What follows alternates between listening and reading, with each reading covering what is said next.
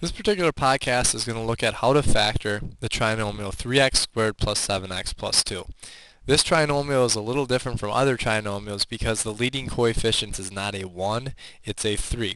The technique that I'm going to use to factor this trinomial is something called the X box technique. No, we're not going to use a gaming system to factor this. We're actually just going to use a large X and a box to find the factors of this trinomial. So the first thing I'm going to do is make a large X that splits my paper into 4 different regions. In the top of this X, I'm going to take the leading coefficient of 3 and multiply by the constant term here, 2. 3 times 2 is 6. So I'm going to put a 6 up here. On the bottom of the box, I'm going to put the middle term, or the coefficient of the middle term, or in this case the linear term, 7. Now, to get 6, I need to multiply two numbers. And those two numbers that I multiply to give me 6 have to add up to be 7. So the factors of 6 have to add up to be this middle term 7. And the two factors of 6 that will allow us to do that are 6 times 1. 6 times 1 is 6. 6 plus 1 is 7. The next step to factor this is I'm going to create my box. And the box is going to contain 4 different regions. In these 4 regions, I'm going to split up these 3 terms. The first term, the 3x squared, is going to go in my upper left-hand box. So I'm going to put 3x squared in that box. The last term, the positive 2, is going to go into the bottom right box. Now these middle 2 boxes are for the 7x. I only have one term to split among these 2 boxes. That's what we did over here with our x, is we split 7x up into 6 and 1.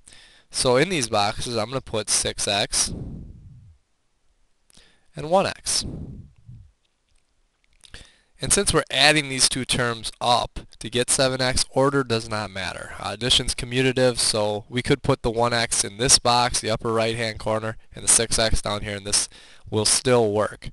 The next thing I'm going to do is I'm going to look horizontally across the top row to see if there's any common factors in these 2 boxes.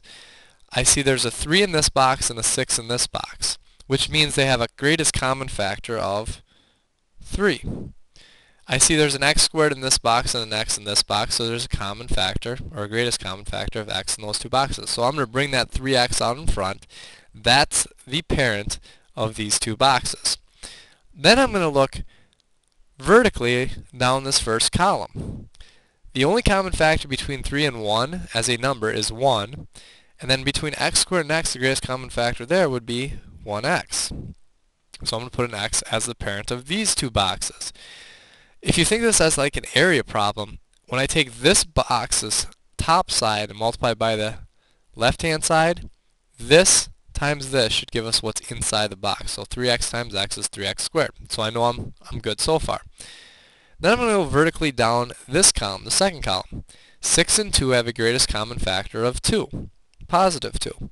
So I'm going to put a positive 2 on the top of the box. And just to check that, when I take the 2 along this length and multiply by the 3x along this length, 2 times 3x is 6x. Horizontally across the bottom row, I see there's a common factor of a positive 1. So I'm going to put a positive 1 as the parent of these 2 boxes. To check it, x times 1, 1x, positive 2 times 1 is positive 2. This is the product of the 2 binomials that give me the trinomial 3x squared plus 7x plus 2. I would write it as 3x plus 1 times a group x plus 2.